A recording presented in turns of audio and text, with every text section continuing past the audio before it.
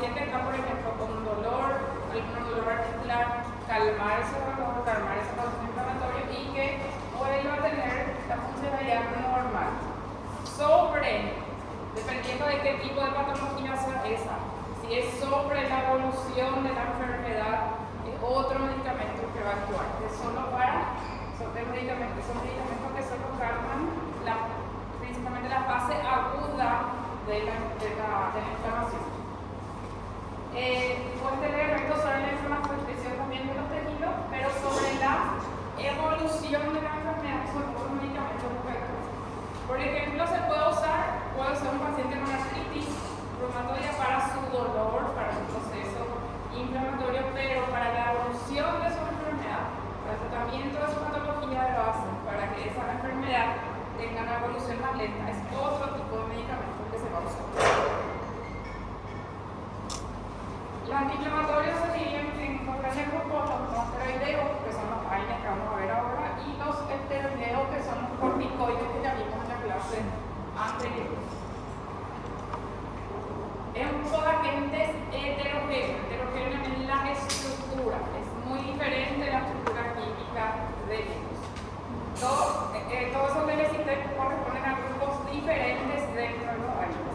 El paracetamol es de un grupo, el diclofenac es de otro grupo, el ibuprofeno de otro grupo, la dipirona de otro grupo.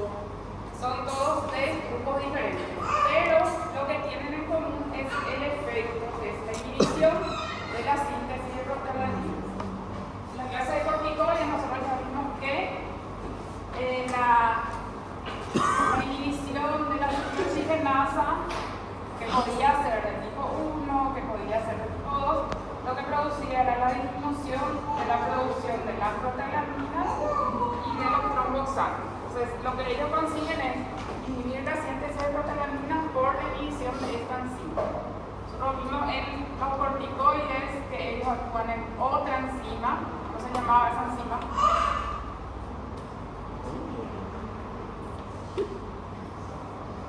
Fosfolipasa.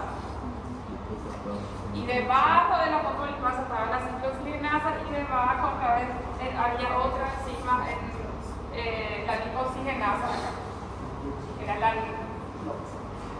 los corticoides actúan acá. La mayoría de los AINES actúa sobre la ciclooxigenasa. Hay uno que va a actuar sobre la lipoxigenasa y uno que va a tener efecto acá, pero la mayoría, la acción que tienen es sobre la ciclooxigenasa. Entonces disminuyen la producción principalmente de prostaglandinas, también de tromboxanos, por inhibición de la ciclooxigenasa.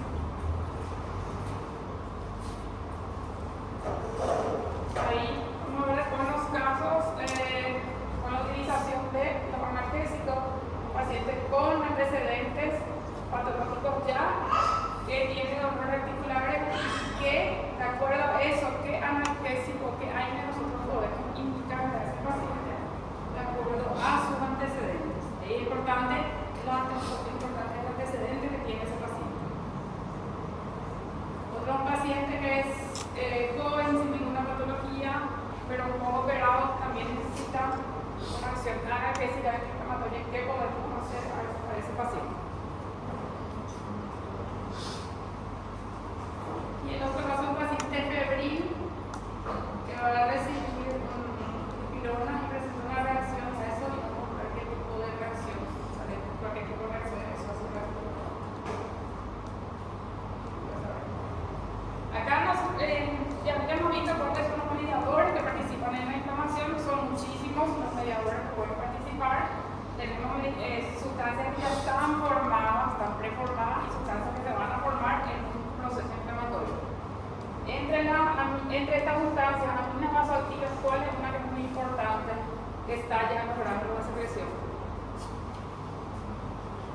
¿Cuál nos parece que va a ser una sustancia? ¿A qué se va a referir con la amina vasoactiva? Que ya está en las células de la base del proceso inflamatorio. Se va a liberar cuando hay un proceso inflamatorio. Una de las primeras sustancias que se liberan en un proceso inflamatorio o alguna reacción alérgica. La histamina. La histamina, eso ya está en la órganos de secreción. Las enzimas lisosomales también, en las enzimas, los lisosomas ya están la enzima que se libera cuando hay un estímulo. Pues lo que se pueden sintetizar también, ¿no? Acá están los metabolitos del ácido araquidónico, ahí entran las protealandinas, los tranexanos, el factor activador de plaquetas, citoquinas, óxido nítrico, radicales libres, neuropéptidos y también el sistema de coagulación. De todo ese proceso inflamatorio, los AINES tienen efecto sobre esto principalmente, porque ellos van a actuar. Sobre los otros mediadores no tienen mucha influencia. Es sobre los metabolitos del ácido araquidónico. Acá. Igual, ¿qué ocurría con los metabolitos del ácido araquidónico? Eran el sustrato para que actúe la fosfolipasa y después de la fosfolipasa que actúen las ciclooxigenasas.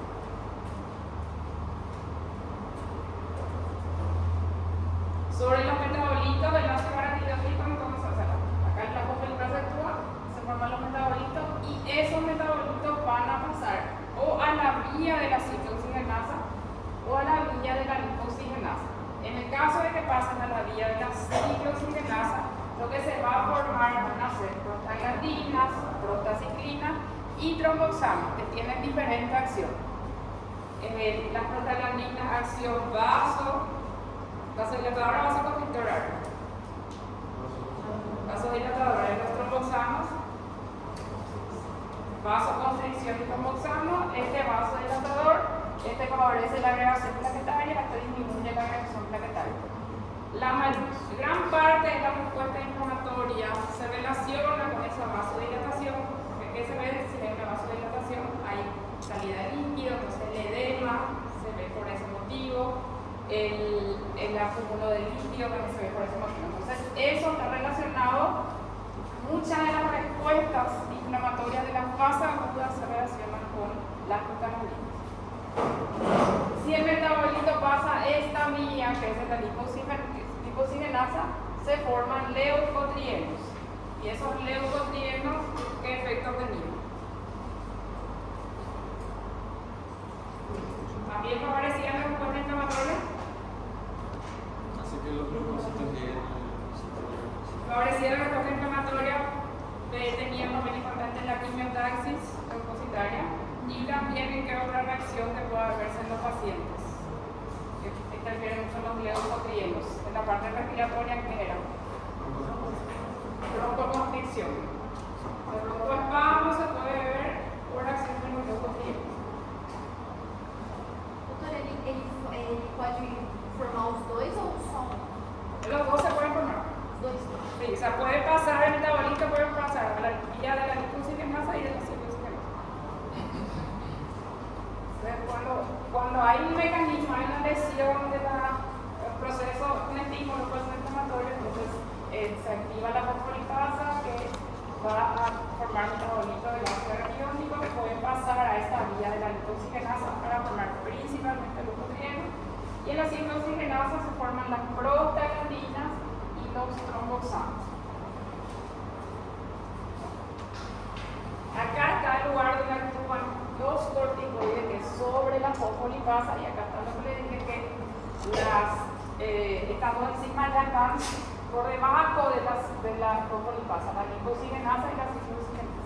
Lipoxigenasa y ciclooxigenasa, que es responsable de la formación de prostaglandinas y tromboxanos. Actúan en la modulación leucocitaria, actúan en la respuesta inflamatoria, en el aumento de la permeabilidad ocular, en la salida de líquido, en la broncoconstricción también. Esos leucotrienos son los que más actúan en esa parte. Acá están, estos son los AINES, ácido salicílico y AINES. Las siglas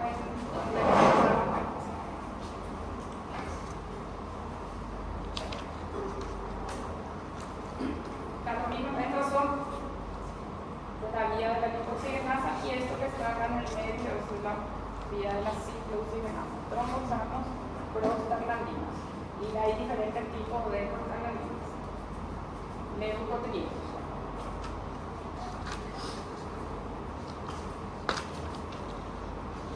Acá está la acción que tienen las prostaglandinas, vasodilatación, van a producir esa vasodilatación favorece la permeabilidad vascular, eso hace que salga el líquido de esa zona y se pone el edema en el proceso inflamatorio.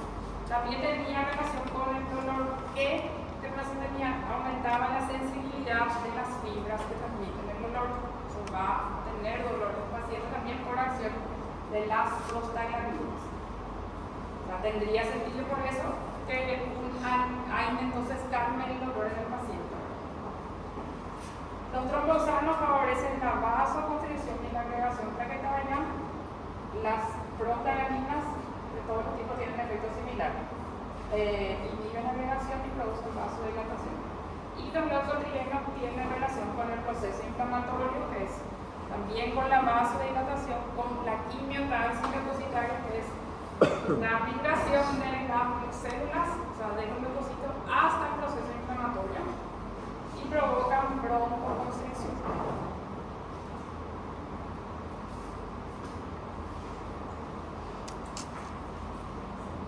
Les dije que acá lo que tienen en común ellos es el mecanismo, a pesar de ser estructuralmente diferente, porque la estructura química de los AINES sea diferente, ellos lo que tienen en común es el mecanismo de acción que está en inhibición de la ciclooxigenasa.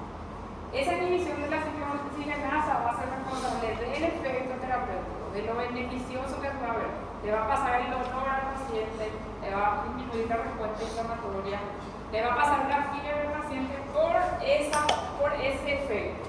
La inflamación, la fiebre y el dolor van a calmar por la inhibición de la ciclooxigenasa, porque esta ciclooxigenasa se formaba en el proceso inflamatorio.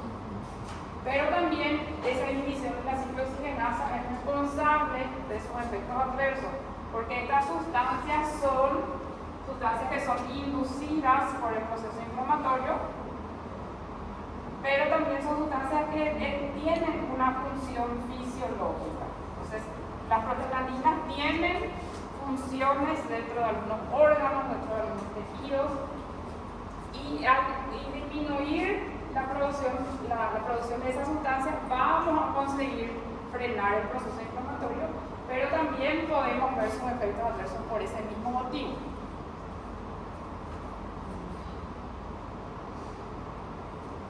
La ciclooxigenasa tenía dos formas, podía ser la tipo 1, que es la constitutiva. ¿Qué quiere decir con constitutiva? Que forma parte en estos órganos que normalmente se encuentran en el aparato digestivo, normalmente se encuentran en el riñón, normalmente se encuentran, cumplen funciones en las plaquetas y en el endotelio vascular, las prostaglandinas. O sea, acá tiene una función, acá es fisiológica la presencia de estas ciclooxigenasas, porque en estos órganos, en estos tejidos, cumple una función en la prostaglandina. ¿Qué hacía en el aparato digestivo? Le dijimos que hacía en el aparato digestivo. La prostaglandina aumenta el epistatismo, puede ser esa, pero también que otro efecto tiene que es beneficioso. ¿Qué dijimos que hace las prostaglandinas? Una función que tienen es vasodilatación. Entonces ellos mejoran la perfusión. La perfusión de la mucosa del tracto digestivo está relacionada con las prostaglandinas.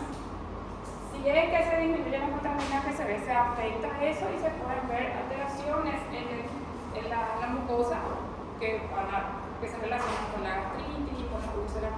Entonces tienen una función protectora, mejoran la perfusión de la mucosa, aumentan también la formación de factores protectores. El bicarbonato está relacionado con eso, la producción de bicarbonato que es un factor protector ahí. En las plaquetas favorecen ¿qué efecto tenían? ¿Antiagregante o agregante?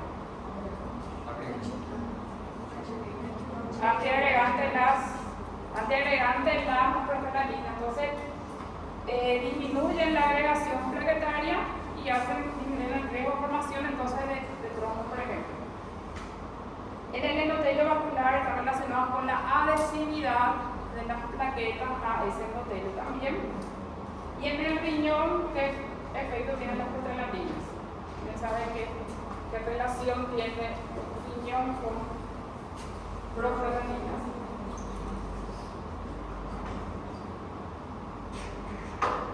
También con la vasodilatación y la irrigación del riñón está muy relacionada con las prostaglandinas. ¿Por qué decimos que los AINE son nefrotóxicos? Algunos, porque disminuyen la formación de prostaglandina y eso afecta la perfusión de los riñones.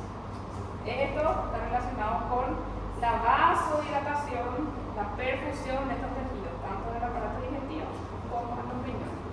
Entonces, acá en estos órganos, estos tejidos, cumple una función las prostaglandinas, cumplen una función. Y si eso se disminuye, se pueden ver entonces efectos adversos. Y la ciclooxigenasa 2 es la inducible se refiere a que el proceso inflamatorio es el que va a inducir la formación de prostaglandina en esos casos. En algunos casos puede encontrarse de forma constitutiva, también en el riñón, en la médula espinal, en el cerebro, en el endotelio. Entonces, en el riñón, tanto en el riñón como en el endotelio, tenemos ciclooxigenasa 1 como ciclooxigenasa 2 presente. Y acá si te ven dónde dice inducible, estas células que participan en el proceso inflamatorio. Entonces, cuando hay un proceso inflamatorio, se induce, aumenta la producción de prostaglandinas por acción de la ciclooxigenasa 2, que va a empezar por esta célula va a empezar a producirse en mayor cantidad. Entonces, esto se induce por el proceso inflamatorio y esto está normalmente en el organismo. ¿Se entiende la diferencia?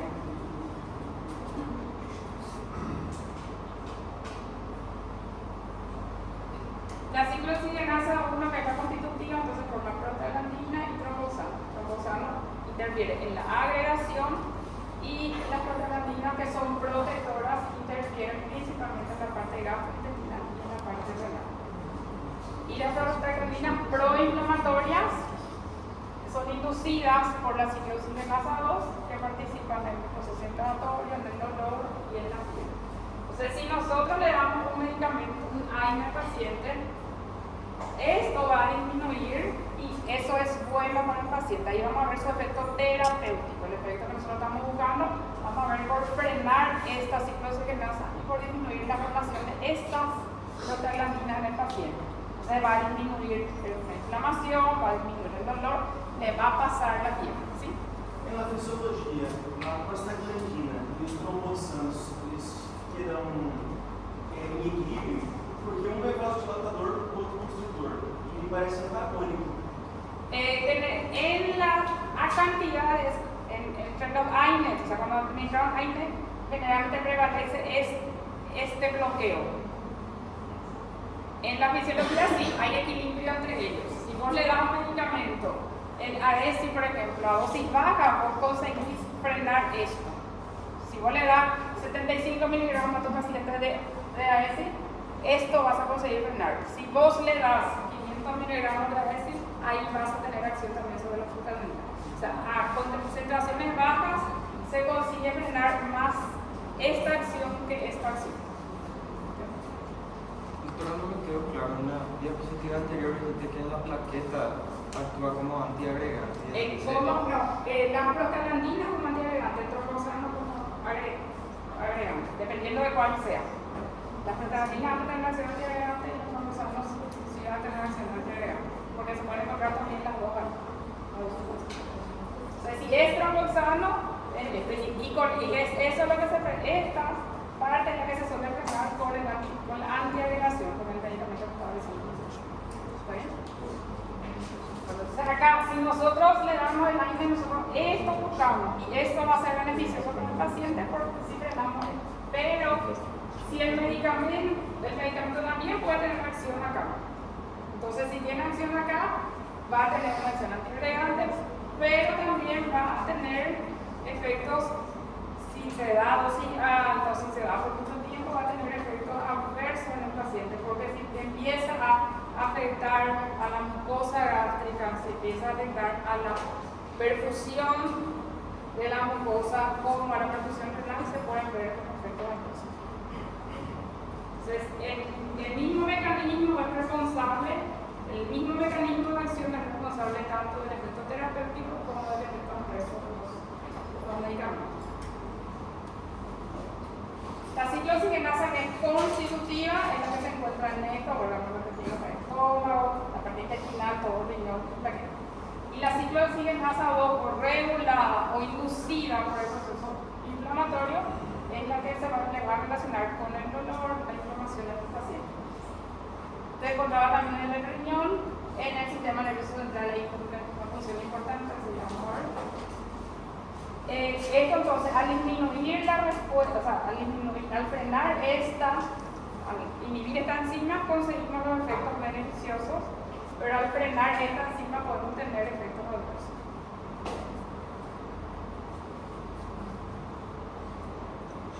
La inhibición que producen los AINES es reversible sobre la ciclooxigenasa, ya sea ciclooxigenasa 1 o 2, excepto la inhibición que produce ácido acetilsalicílico.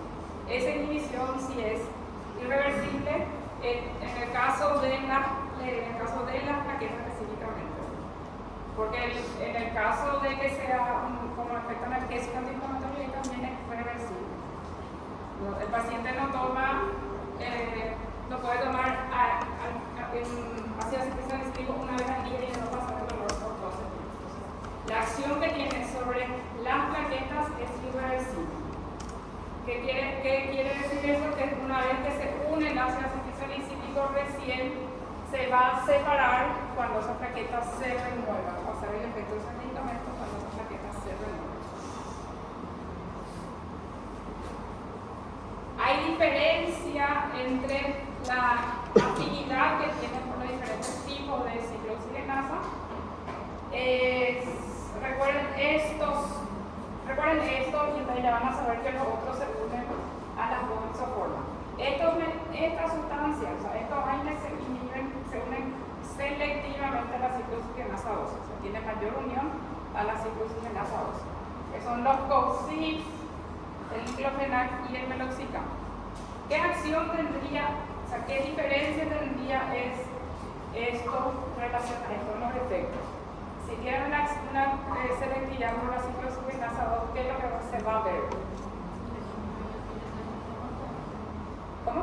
Que o COX-2 ele é responsável pela inflamação. Sí. Se va a ver una disminución de la respuesta inflamatoria teóricamente sin tener mucho efecto sobre la ciclooxigenasa constitutiva. Tendría que tener menos efectos adversos. Sería la finalidad. O sea, tendría que tener menos efectos adversos de esos medicamentos si tienen una mayor selectividad por la ciclooxigenasa 2. También estos otros medicamentos, el ácido acetilsalicílico, el metamizol, la dipirona, lo mismo. Los derivados del ibuprofeno, todo el grupo del ibuprofeno, naproxeno, ketoprofeno, clorprofeno, son todos de ese grupo. Ketorolac, meloxicam y la metacina se unen de manera igual a las dos formas, tanto ciclooxigenasa 1 como ciclooxigenasa 2. Y el único que se une débilmente a las dos formas es el paracetamol. Eso también hace que tenga menos efectos adversos el paracetamol porque no tiene una unión muy fuerte y aparte es un medicamento que no tiene una acción muy potente. Algunos pacientes el paracetamol no tiene prácticamente efecto en ellos. Então, se os dois métodos nefrotóxicos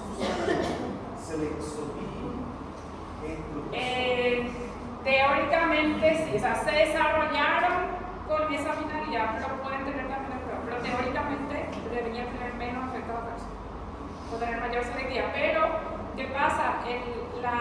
Los analinas que se encuentran en las ciclooxigenasa que se encuentran en el riñón están tanto la 1 como la 2.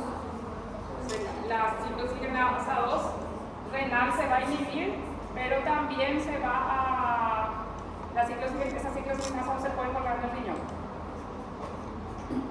Este que tiene una acción, un efecto adverso menor, pero también una acción terapéutica menor. O sea, generalmente no sirve, o sea, no suele pasar en el dolor intenso a un paciente por tomar paracetamol. Esto es por grupos para ver qué que son de grupos diferentes, el ácido acetilsalicílico, el diclofenac, el ketorolac, la indometacina, no sé si se usa mucho eso en el Brasil. El grupo de ibuprofeno es el que más tiene derivados: ibuprofeno, flurbiprofeno, ketoprofeno, cetoprofeno, naproxeno, son todos de ese grupo. Los oxicamos, piroxicam, meloxicam, el ácido mefenámico, la clonicina, ese se usa más acá, la clonicina, el paracetamol, el metamizol, que es la dipirona, después los coxis, que son la coxis y el coxis. Ustedes si ven había pasado un libro, en el libro Flores sí figura dipirona en la literatura, pero si ustedes buscan en la literatura americana no hay dipirona, no usan dipirona. Acá se usa dipirona, en algunos países europeos se usa dipirona, pero en Estados Unidos el uso de dipirona no está autorizado.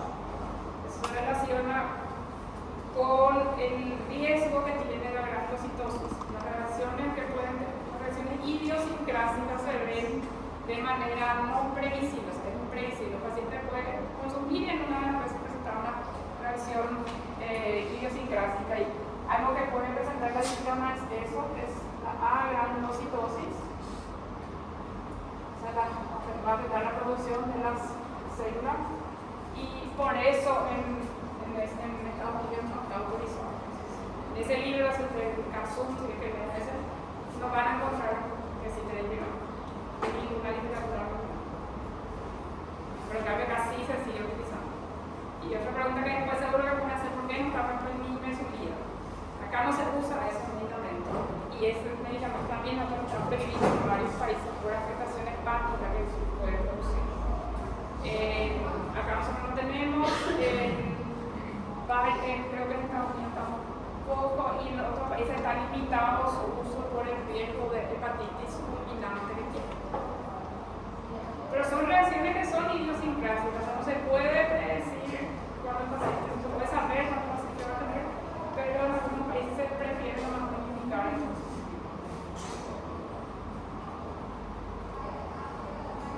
Otra clasificación, una clasificación es de acuerdo al grupo, otra clasificación es de acuerdo a la inhibición de la ciclosidinasa, otra clasificación es de acuerdo al grupo, otra clasificación es de acuerdo a la vida media que tienen. La mayoría de ellos tienen una vida media que es corta. Solo los más nuevos, algunos son los que tienen una vida media más larga. Estos son los que se pueden dar una vez al día nomás. Piroxicam, meloxicam, son los que se pueden dar una vez al día, porque su vida media es prácticamente, lo mínimo suele ser casi un día.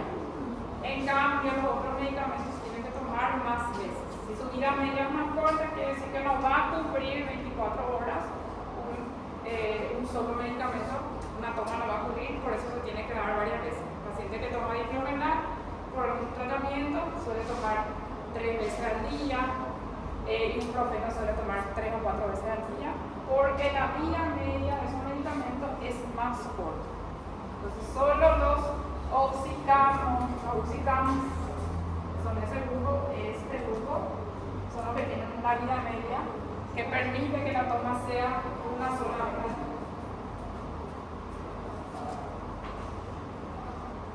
Acá, de acuerdo a la estructura otra vez, esta clasificación, este es de acuerdo a la acción sobre la ciclooxigenasa. Esto es lo que tiene más acción sobre la ciclooxigenasa y coincide con lo que estábamos viendo ayer, que es los oxis, el ketorolac, son los que tienen mayor acción sobre la ciclooxigenasa 2. Estos que están acá tienen una acción que es bastante equilibrada entre ciclooxigenasa 1 y 2, y estos que están de este lado tienen mayor acción sobre la ciclooxigenasa 1. Eso de acuerdo a la vida media, son los oxicamos que están acá, son los que van a tener una vida media más larga. Se puede clasificar de acuerdo al grupo, eso de acuerdo a su estructura química, de acuerdo a la acción sobre la ciclooxigenasa, de acuerdo a su vida media. Sobre la farmacocinética de los AINES, los que se consumen por vía oral suelen tener muy buena absorción. Los alimentos medicamentos no cambian su absorción.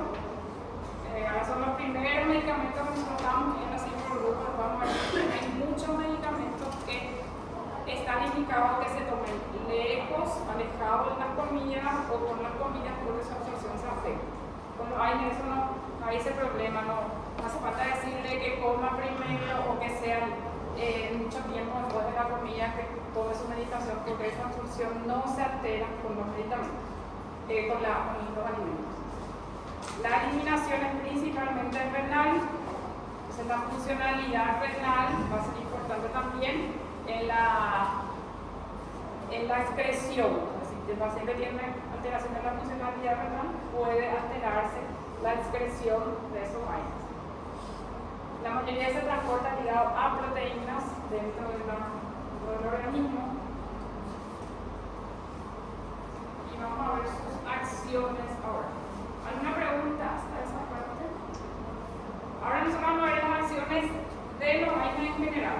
La primera parte que estamos viendo es de forma general y después vamos a ver las utilizaciones por grupo de esos medicamentos. Las acciones en general, o sea que los medicamentos que entran dentro de los AINES pueden tener estas acciones. Pueden tener estas acciones, no quiere decir que todos van a tener las mismas acciones y todos van a tener la misma potencia de acción. O sea, hay medicamentos que van a tener un mayor poder analgésico que otros, hay medicamentos que van a tener un mayor efecto antipirético que otros, hay medicamentos que van a tener mayor acción antiagregante, hay medicamentos que no van a tener acción antiagregante. Entre los AINES. Se puede tener acción analgésica, puede calmar el dolor, antipirética, disminuir la temperatura del paciente, antiinflamatoria, antiagregante plaquetaria y liposúrgica.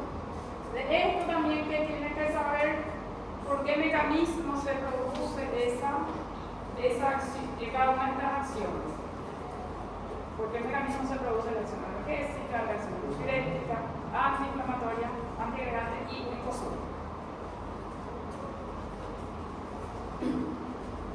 La acción analgésica acá refiere que es de acción moderada el efecto analgésico, o sea que va a servir para calmar dolores leves y dolores moderados. En algunos casos puede servir para dolor intenso, pero generalmente se refiere que los AINES pueden calmar dolores de intensidad baja y dolores de intensidad moderada.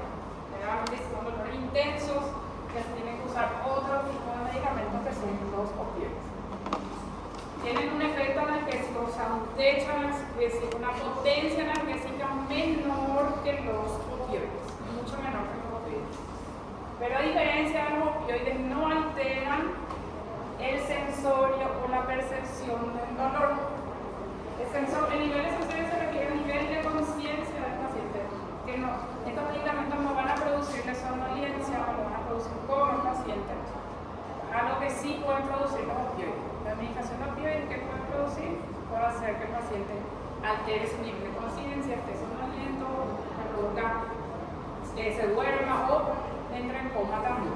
Esto no se ve con los AINES. No altera tampoco la percepción y principalmente la percepción del dolor. El umbral, recuerdan que el umbral del dolor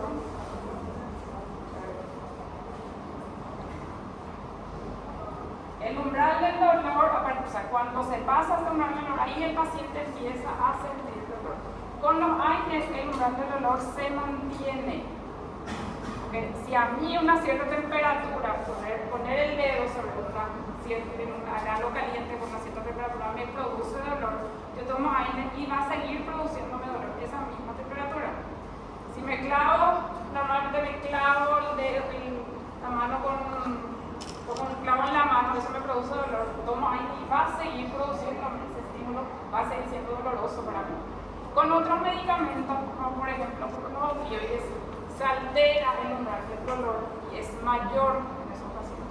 Entonces, acá refiere que se mantiene ese umbral del dolor nociceptivo, ese dolor que te permite reaccionar. O sea, si yo toco algo caliente y me produce dolor, mi reflejo va a ser retirar la mano de ahí. En cambio, cuando el umbral del dolor se altera y es mayor, eso se altera también.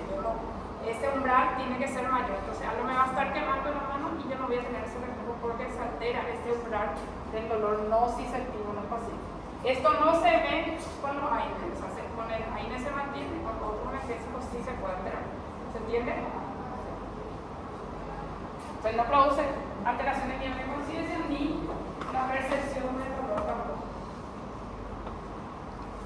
El efecto analgésico tiene también relación con la respuesta antiinflamatoria y con la respuesta anticaracterística que se ve también. El mecanismo de acción para la acción, el mecanismo de acción que tiene el AINE es periférico, a diferencia también de los opioides. La acción analgésica en los opioides es central, o sea, la acción donde actúa el opioide para frenar el dolor es la acción central. En cambio, los AINES tienen una acción periférica. Porque ¿qué ellos hacen? En el lugar, en el sitio del dolor, por disminuir la prostaglandina, por disminuir la migración de los leucocitos hasta ahí, por disminuir la liberación de la sustancia, tiene una acción local. Entonces, ¿cómo frena el dolor? ¿Cómo disminuye el dolor?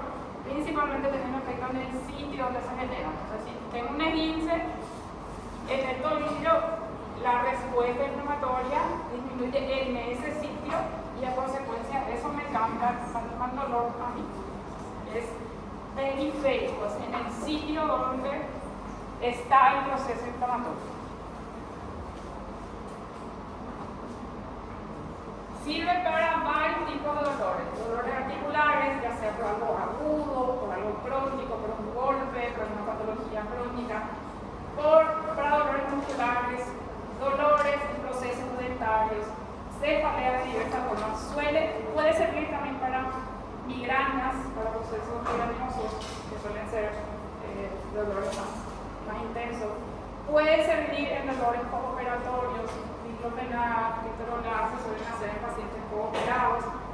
Y también se suelen utilizar en la primera fase del proceso de tratamiento del dolor neoplásico.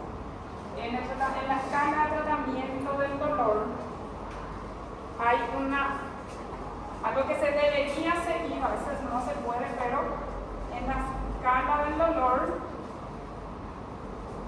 se clasifica la intensidad de ese dolor y se debería hacer un tratamiento que se llama tratamiento escalonado. Empezar con un tipo de medicamentos. Si ahí no me mejora, yo voy a otro grupo, y si ahí no me mejora, yo voy a otro grupo. Acá, y en esta escala del dolor, ¿dónde hay? En el primer escalón. Entonces, para empezar el tratamiento del dolor se puede iniciar con AINES. ¿Qué pasa si no mejora con AINES? Se hacen opioides débiles o opioides menores. Y si no mejora con eso, se hacen los opioides mayores. Ese es el tratamiento escalonado del dolor. Entonces, se puede empezar un paciente que todavía no recibió un dolor neoplásico, un dolor por proceso neoplásico, todavía no recibió un analgésico, puede empezar con esto. Con el tiempo, eso no le va luego a servir, no es suficiente, eso puede pasar a otro segundo escalón o al tercer escalón. Hay otros medicamentos más acá, pero sí todos los más frecuentes no. Entonces, acá lo que está diciendo es que en las primeras etapas de estos dolores se puede empezar con analgésicos comunes. Cuando ya no es suficiente eso, se pasa a opioides débiles y después a opioides mayores. Por ejemplo, un tramadol, sería, esto puede ser paracetamol, una dipirona, un diclofenac. Codeína. Codeína es opioide débil. Y entre los opioides mayores, el prototipo de los opioides es la morfina. Sirve para dolores cólico biliar, cólico renal. Se puede tratar con dolores con analgésicos también con AINES. Dolores donde hay mucha participación de prostaglandinas, dismenorreas. Dismenorreas son cólicos menstruales. Para eso se usan bastante, los AINES también en pacientes con metástasis que pueden tener también se puede utilizar. Se sirve para varios tipos de dolores, solo que generalmente cuando el dolor ya es muy intenso no suele ser suficiente quede, o se puede suspender el AINES y hacer unos pliegos. La acción analgésica es moderada, no es una acción muy intensa. Probablemente si es un dolor intenso no va a ceder con AINES, pero se puede empezar un tratamiento en un paciente crónico con AINES y después ir instalando a ver si es que no le funciona. Tiene necesidad moderada.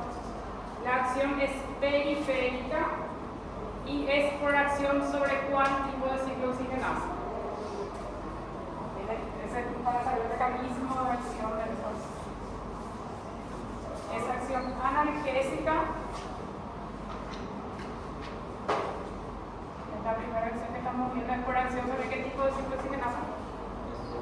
Ciclo oxigenasa 2. Entonces, por inhibición de la ciclo oxigenasa 2 se ve la acción analgésica. Ciclo oxigenasa 2 es la ciclo oxigenasa que es la inducida por el proceso inflamatorio.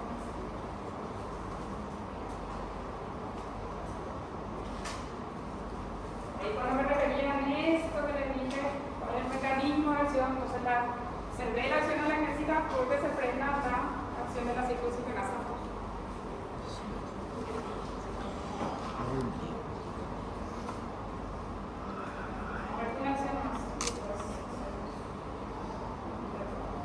La acción antipirética. Les dije yo que tenía una acción muy importante en el sistema nervioso central, la ciclo oxigenasa 2. La fiebre puede ser desencadenada. Se tiende a pensar que es por un proceso infeccioso siempre, pero puede ser por cualquier tipo de proceso. Un proceso inflamatorio del paciente se lastimó, el paciente tuvo un corte, no necesariamente un proceso infeccioso puede tener. El paciente que está recibiendo un trasplante, está teniendo un rechazo de ese tejido, puede tener fiebre. El paciente que tiene un tumor puede tener fiebre. Un paciente con un infarto o un miocardio, una ACV, puede tener fiebre y no necesariamente va a ser por un proceso infeccioso. Cualquier lesión, cualquier daño tisular que ocurra dentro del organismo, que va a producir una respuesta inflamatoria, puede producir fiebre en el paciente. Y esa fiebre tiene una función porque le está avisando al organismo que algo está ocurriendo y es responsable también de producir una respuesta en el paciente. O sea, es algo que es un mecanismo que es protector también para el organismo. Los AINES van a disminuir la fiebre, van a producir su acción antipirética por acción también sobre la ciclo oxigenasa 2.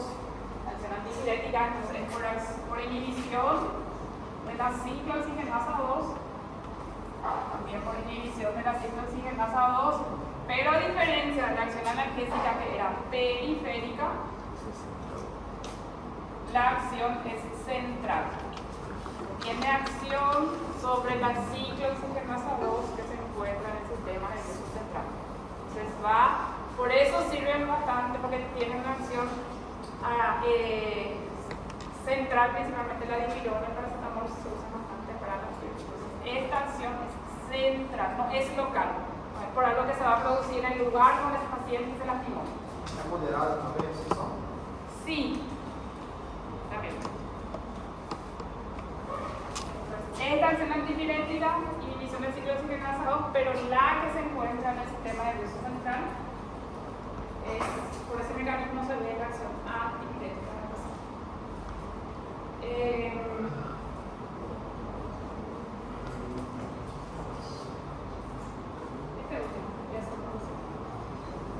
La acción antiinflamatoria.